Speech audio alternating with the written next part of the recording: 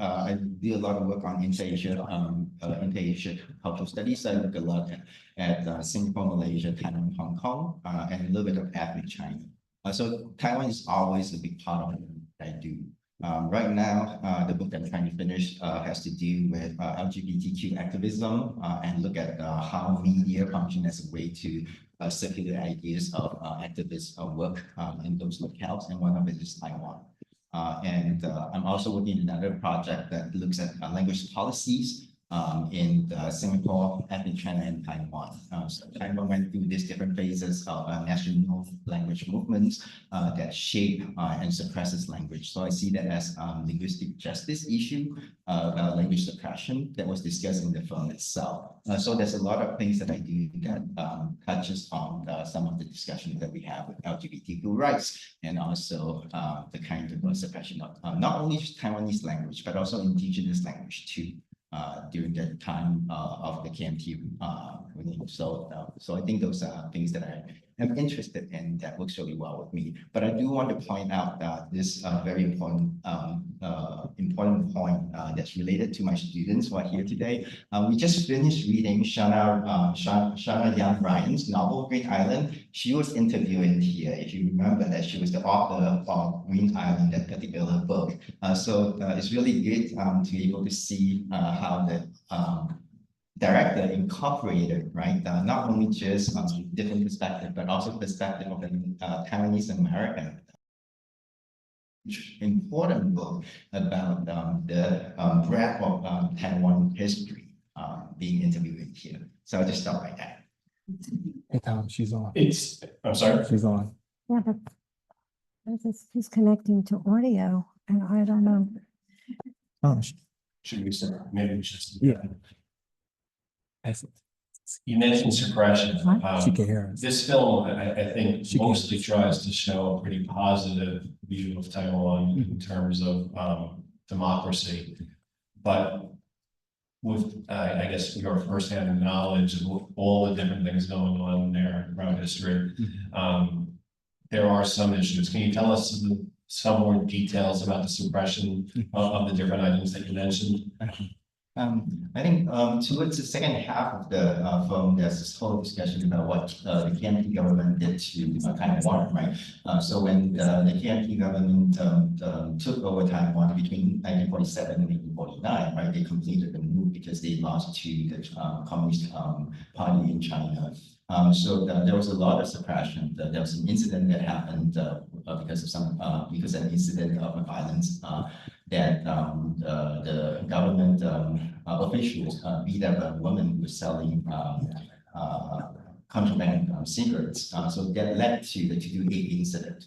Immediately after that, martial law was imposed. People were arrested and cracked down. So there's this argument that we have to root out communism. So a lot of these people, intellectuals, while Taiwanese protesting against the kind of violence that was imposed on Taiwanese people by the KMT government, were accused to be promoting communism. So it's a tactic to root them out, a tactic to control the people. So that led to the whole history of white terror and the longest what do you call that, martial law in history. Right. So KMT government did a lot to suppress Taiwan. So this history was not so much talked about precisely because KMT was aligned with American politics, right? So American imperialism really, in some ways, did a disfavor to the Taiwanese people. So that history of suppression is very real, and it became more and more visible now because after the martial law was lifted, but also with the DPP party took over, so we are more aware of what really happened. So that we do have to reflect on what we do to other nations as one of the leading powers of the world. For someone who doesn't know quite as much about it, it does seem confusing sometimes the position that our government and our leaders take, and that's shown in the film.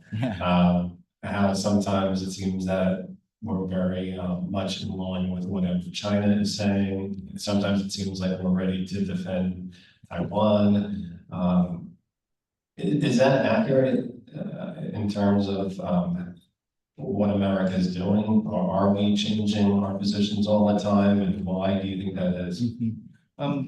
There's a really good example that was mentioned in there, right? So there's this the older Kissinger, right? We had to go to China because Trump made that whatever mistake or whatever you call that, right? By claiming that why do we care about one China, right? Because of the fact that he enjoyed being praised by others, right? So China made that phone call that happened. Kissinger had to go to China to have that conversation, right? And there's a history to that. I mean, in the late in 1972, if I remember it correctly, right? Kissinger and Nixon went to China. They have this conversation with China because they wanted to reestablish relationship with China because China is rising, right? So it's all about power and economics. So that led to eventually with the it didn't lead to the UN kicking Taiwan out, but that the UN decision added to what happened to Taiwan later on with the US politics. After Nixon was impeached, when Jimmy Carter took over the country, Jimmy Carter continued that policy, make the actual declaration that now we believe in China as the sole government. I mean, the communist China as the sole government of China, right? So there is a history that continues to lead to how we, as a power, one of the leading powers in the world, perpetuate the kind of issues between China and Taiwan. Thank you. I believe we have Vanessa with us. Vanessa, everyone welcome Vanessa.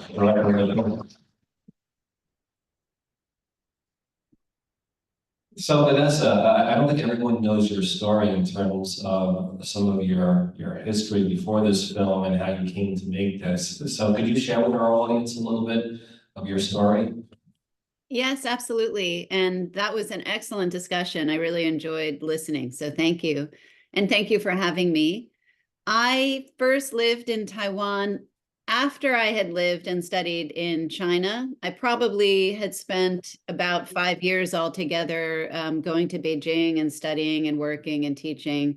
And then I was in Taipei the year 1995 to 6, which was when Taiwan became a democracy. They held their first direct presidential elections, and China was firing missiles at us on the island.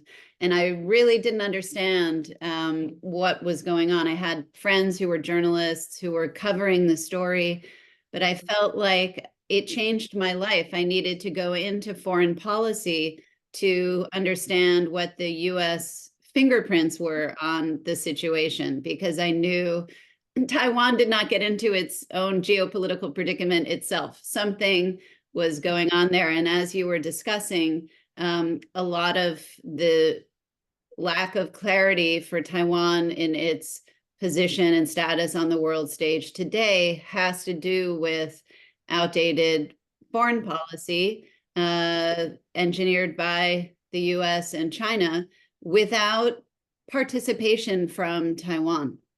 And I understand, of course, there is a complicated history where, as you were saying, the United States was supporting Chiang Kai-shek and the KMT, Chinese Nationalist Party, against the Communist Party. So when they fled to Taiwan, we continued supporting them, despite the fact that they were a military dictatorship of 2 million people, putting a population of 6 million people who had already been on the island under their control.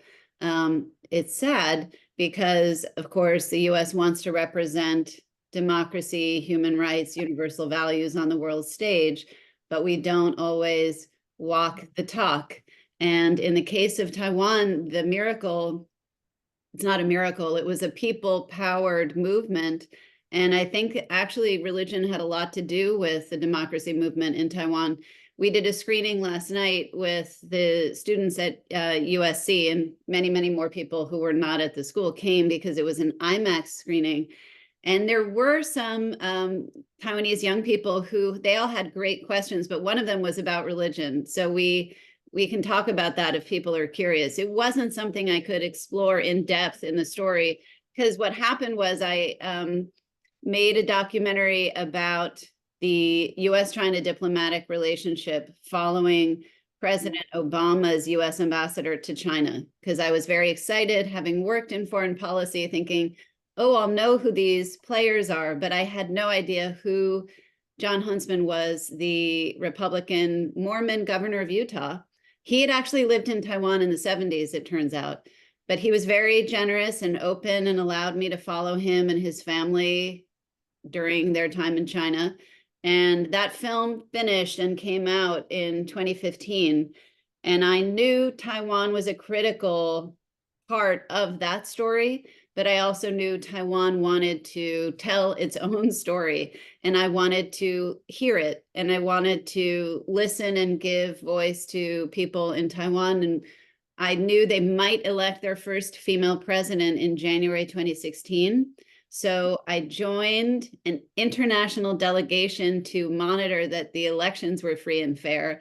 It was a way to be there on the ground, observing and work with a local camera crew. So I was there when President Tsai won, and it was really exciting, and I knew historic and landmark, and I thought, I mean, of course, I had curiosity about how does a first female president lead a democratic and progressive party.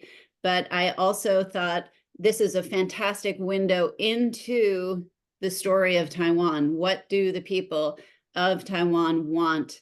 What are they so eager to tell the world? Because when I witnessed that "We are Taiwanese" blaring on the screen behind President Tsai on the stage, I thought, my God, why are they screaming this? I didn't know the way in which Taiwan's identity developed with their democracy. And really the whole story that you see in Taiwan, I mean, in the movie Invisible Nation, was me learning that while I was filming. I had to learn it. I mean, I came in, yes, with speaking Chinese, having studied it since high school, beginning and through college and a PhD, but I still had so much to learn. I still feel I'm learning all the time, but Taiwan has so much to teach us, I think. It was a privilege, it was an honor to be able to make this film. How did he get such access to the president and major political figures in the country? I mean, it's unbelievable. I think a lot of it had to do with the first film I just mentioned about US-China, because people in the president's office had seen it and they thought, ah, this is an American who understands our most difficult challenge, which is dealing with the US and China and how they negotiate human rights and economic trade issues and national security. And then I was fortunate to get a grant to focus on women, peace, and security that allowed me to write a proposal and work with a Taiwanese woman producer I met through an American producer, but the Taiwanese woman's name is Sylvia Fung. And she brought our proposal to the president's office. We waited 6 months. That's what happens when you submit a proposal. Anyone does that for the president. And in April of 2017, they said, why don't you come back, film other interviews, see if you can get a first meeting with President Tsai. And we did, and the meeting happened, and she gave us a green light, and we were all ecstatic. And they basically said, come back in 2 weeks. They opened her schedule and it began. But I think it was a very true collaboration, Americans and Taiwanese. I think a lot of people have questions. I'm sure you do too. I want to get to something though, in case we run out of time. The ending of the film starts making comparisons to what's going on in Ukraine. And there's one clip which I remember very well from the news of President Biden being asked about Taiwan. And he actually said that the US would support Taiwan militarily. And correct me if I'm wrong, but I think the reaction after he said that here was there were some people kind of backtracking and, you know, trying to make it seem like maybe he didn't mean that. This was pre the presidential debates. So at that time, there was no one really talking definitively about maybe President Biden could have made a mistake. People denied that, but then Nancy Pelosi went afterwards, and I was wondering, does that mean, in your opinion, that America at that point was making it known? Is it our position, do you think, to support Taiwan definitely, and is that where we're heading? Excellent question. And unfortunately, I know all the policy details. Part of the process of making this movie was like, I know about the 3 Shanghai communiques. I know what every president's policy was. I know what the Taiwan Relations Act is. I know what the strategic ambiguity policy is. And that's really what you're alluding to. That was why there was so much discussion about Biden, who said it not once, not twice, not 3 times. It might have even been 4 times that Biden suggested we would be there to defend Taiwan. So the Taiwan Relations Act that happened in '79 from Congress after Carter sort of closed the deal that Nixon and Kissinger had arranged, and Carter cut off diplomatic ties with Taiwan, and we removed our ambassador, and the people of Taiwan were very upset. Congress came along and said, okay, but we're going to be a diplomatic ally to Taiwan in the sense that we will defend them militarily. So technically, the US is the only major country sworn to defend Taiwan militarily, and that's in our Taiwan Relations Act. But then we also have a policy of strategic ambiguity, which is in order to defend Taiwan, Taiwan cannot be the country to provoke China. We were trying to be a mediating force, and we were hoping that China and Taiwan could work out their diplomatic problems between themselves. That might have been possible when the 2 countries were more in balance. That when I lived there, 95, 96, and the US sent 2 aircraft carriers into the Taiwan Strait, or just sort of north and south of Taiwan, China could not even detect them. And China's lack of military capability at that time scared it. And it has since greatly improved its military capability. It is constantly preparing to invade and doing exercises on that front. It's constantly encircling Taiwan, scaring and threatening Taiwan. And they can not only detect our aircraft carriers, they can keep us out. They basically have figured out how to dominate the region. There are different books you can read. Matt Pottinger, who's in the film, has a new one about, it's called The Boiling Moat, about how the Taiwan Strait can be helpful in defending Taiwan. And it's the difference between Taiwan and Ukraine, that there is a body of water. It's not a shared land border, and that should be to Taiwan's benefit, even though they're so close to China. But in terms of policy and what Biden said, I think the general idea was to keep strategic ambiguity ambiguous, which is that he could say that, but then other people in his administration would say, well, but we don't want to encourage Taiwan to declare independence. We don't want to encourage Taiwan to cross a red line of China's. And that's always China's strategy, is to not let people know where their red line is, so that you're self-censoring, you control yourself for them, and therefore don't upset them and do something they don't like. This is all very frustrating because, of course, this whole scenario could go away if Xi Jinping simply said, okay, I recognize the reality on the ground. I see you, Taiwan. I know you are your own country. I know you deserve self-determination like the people of Palestine or Ukraine, and that this is your country. I will let go of this claim on you. You can be, and that would allow wonderful potential business, diplomatic relations, all kinds of relations, because the animosity is not there. between Chinese people and Taiwanese people. It's only drummed up by dictators and leaders who want to benefit themselves and stay in power and have money and, you know, control the situation. So yes, I mean, Nancy Pelosi has always been outspoken on the topic of human rights and democracy. And I think that that was a nice relationship. It was brave of her to go, and she took a lot of heat for it, and people say so did Taiwan, but it was important to show solidarity. I think the US will be there, but I think the other countries in the region will have to be too. And the whole idea with the film is to have these difficult conversations, because it's so much better than having war. It is so much better than letting violence take over. And all it is a conversation. Like, somebody offers Xi Jinping a Nobel Peace Prize for doing this. Somebody make it beneficial to him to bring peace to the region. He wants that kind of status and honor.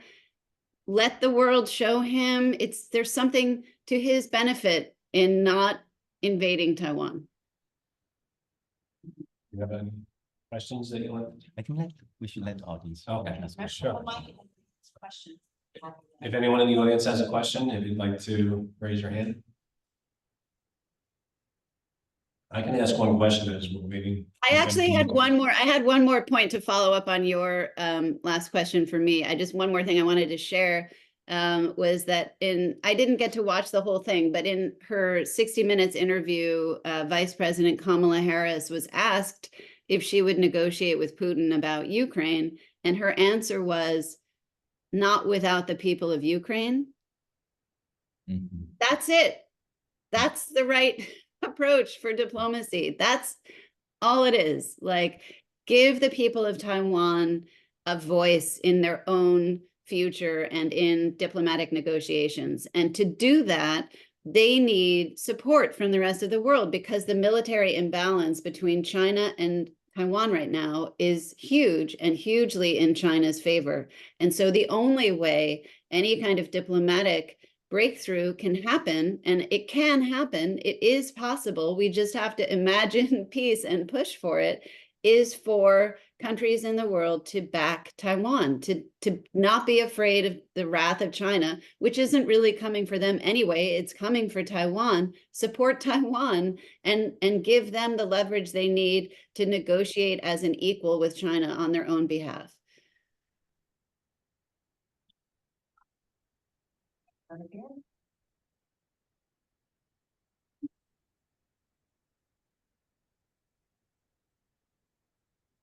Showed in the film how the young people supported the democracy. What can you say about the older generations? The question is about the older generations with democracy. That's a great question. I mean, I think that you're right, that it's younger generations who see themselves as naturally Taiwanese. And if you are in a generation in the KMT that came from China or feel connected to China in some way, it can be more complicated. I don't think anyone in Taiwan wants to give up their way of life and what they've built, and that does have everything to do with democracy. So I didn't feel that there were divisions that were so stark. I think that it's a question of the older generations maybe being less critical of China, less fearful of China, and thinking that maybe a deal can be done. But it's unfortunately unlikely that Xi Jinping will be nice and friendly and respectful without Taiwan being supported in a bigger way for what it wants. And if the people of Taiwan, the younger generations and beyond, are telling us what they want, I think we should listen. You seem sincere in your support of democracy and the people of Taiwan. I'm curious, what does Taiwan think of America's support of Taiwan? Are they maybe more cynical about our support and that we are looking for some kind of power grab of some sort? What's China's position in terms of America's involvement in Taiwan? Ooh, you just answered your own question perfectly, and that was very helpful to me. Thank you for that.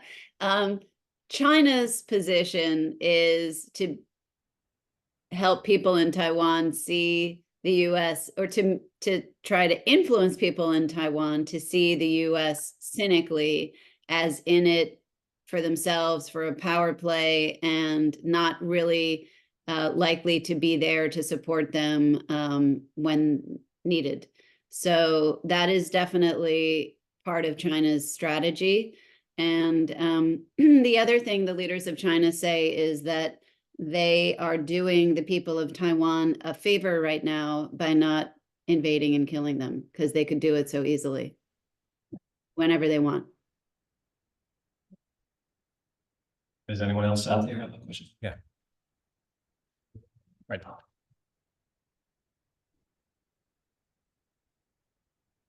Hi, Vanessa. My name is Tom. I'm from Taiwan. Hi. Hi. My question is, what's your favorite food in Taiwan? I got that last night too. I love xiaolongbao, and I love niu rou mian, and I love so many different dishes. I love dou miao. I love a lot of Taiwanese food. Okay, cool. That's all my own question. Thank you.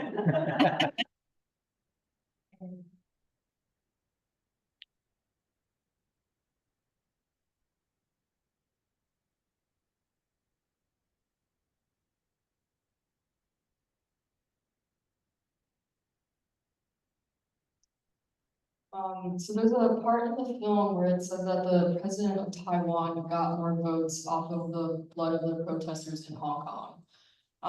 So I guess my question is, can you say more about that, given that both Taiwan and Hong Kong are under the, is it one country, two policies sort of thing? So what do you have to say about like the relationship between Hong Kong and Taiwan? Yep, I can answer that. Deng Xiaoping in 1978 came up with this idea of one country, two systems that was always intended for Taiwan, but was never applied to Taiwan. It was tested on Hong Kong. And as you see in the film, and the people of Taiwan could see, that one country, two systems deal was not respected by China. China was meant to allow Hong Kong to have the way of life, the freedoms, the semi-democracy that they had under British rule and for themselves, and they wanted to develop further. And you could see when they peacefully protested that they didn't want to be under Chinese Communist Party rule, that they knew what they had, and they hoped to freely elect their own leaders and be represented by people they chose. And that was not going to be what Beijing was allowing. And in even worse scenario, after a year of peaceful protests, China enforced a national security law on Hong Kong that is brutal and extends beyond Hong Kong to anyone in the diaspora, anyone even not of Chinese descent, who tries to speak up for Hong Kong and what it would like. And there are very, very many very good people who are in prison, who are in danger of that still. Jimmy Lai, who had a company called, I think, Apple Next Media, incredible person. You have to remember that Hong Kong is full of people from China. I mean, it's not like so separate, but it was very free and different from the kind of government that people are living with in China. And it's a very, very sad situation. So when I believe the KMT opposition party candidate running against President Tsai in 2020, Ho Yo-i, says, you know, you're trying to win off the blood of the people of Hong Kong. That is an absolutely cynical, disgusting way to look at what is happening and what President Tsai is standing for. And I thought it very moving, actually, that President Tsai reads a letter from someone from Hong Kong saying, please do not fall for what the Chinese government is selling. Do not give up what you have, basically. And it's chilling. And yeah, I think that Hou Yu-ih is very, very cynical, and that was a nasty way to put it. Vanessa, a lot of people here in America, I think before COVID, maybe didn't even think much about China or the World Health Organization. Your little part in the movie about COVID, I thought was really fascinating. Can you expand a little bit about what you were trying to say in those moments, like that one Zoom call where she's asking about Taiwan not being recognized by the World Health Organization? But what is the connection between China and the World Health Organization, and as it related to COVID? Great question. We were talking about this last night too, because one of the people on our Q&A panel last night is in the American Bar Association, and recently got them to pass a resolution 700 to allow Taiwan to be in international organizations as Taiwan. He cares very much about the fact that Taiwan is not in the United Nations. And we give you some sense of that in the film, that once upon a time, the Republic of China under Chiang Kai-shek was a founding member of the United Nations and on the UN Security Council.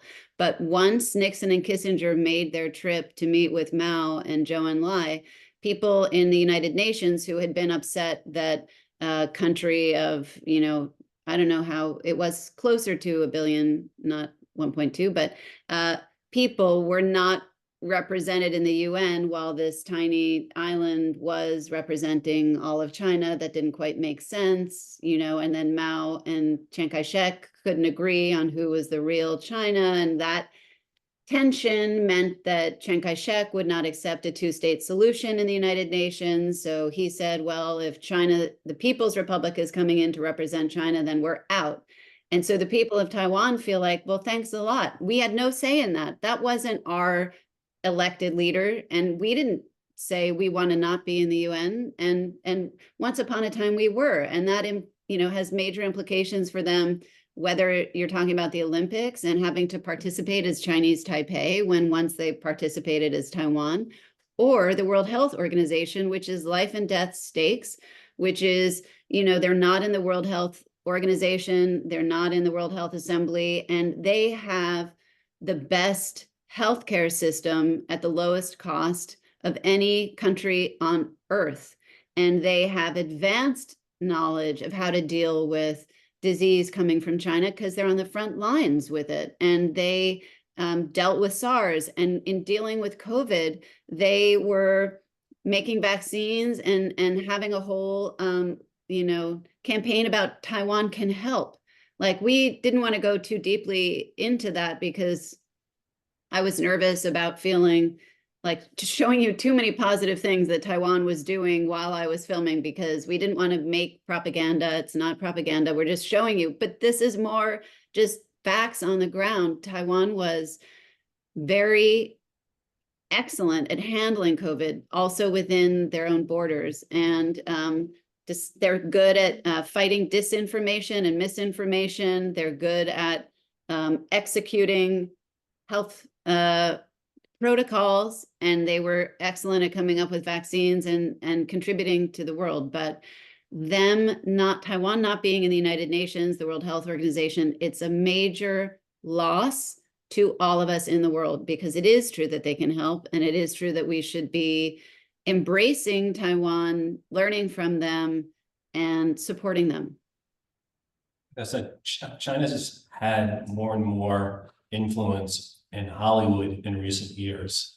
And I was wondering, as a filmmaker, did you have any fear whatsoever in terms of making a film like this, in terms of what this could mean for you within the industry?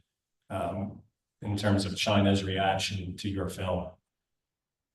Yes, from the beginning I did know about all of that. And I went ahead anyway because I care about Taiwan and its truth. And I felt terrible as an American about our US foreign policy and how hard it is to change the story and help people understand that Taiwan's been trying to get this story out for decades. And why is it not reaching people and translating out? And of course, part of that is China's power and influence.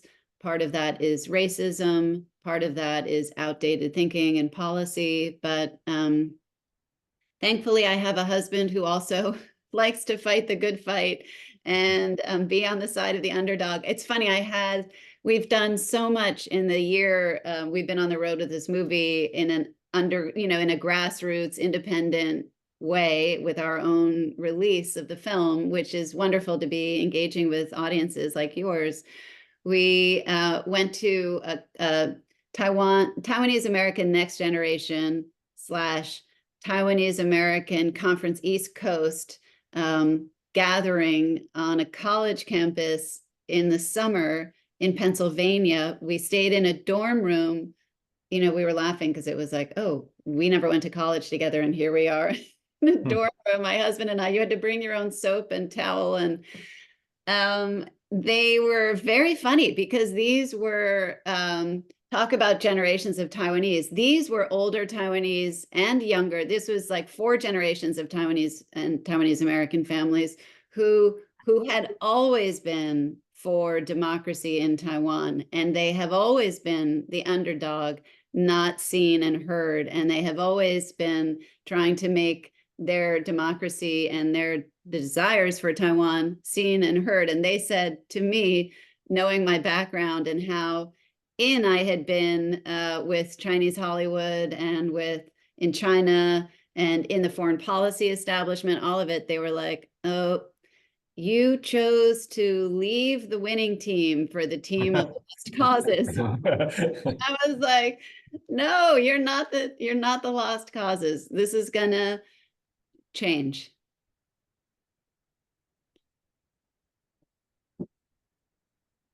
Thank you very much. Thank you so much, Vanessa. I wanted to leave the last word to Dr. Tan, though. Is there, I wanted to really thank you for coming out because of the studies, and the classes that you teach, and to talk about how important it is to have these kinds of films, and as you mentioned, the Green Island, how this broader culture works. Documentary film, sometimes people think of it almost as a journalistic, but there's a broader cultural fabric. And if you could just speak to that for a moment. I'll try my best to answer this question. I think it's important, right, to kind of look at Vanessa is doing. For the longest time, Taiwanese really did not have a voice. We're not only talking about Taiwanese in Taiwan, but we're also talking about international students who came to Taiwan to study.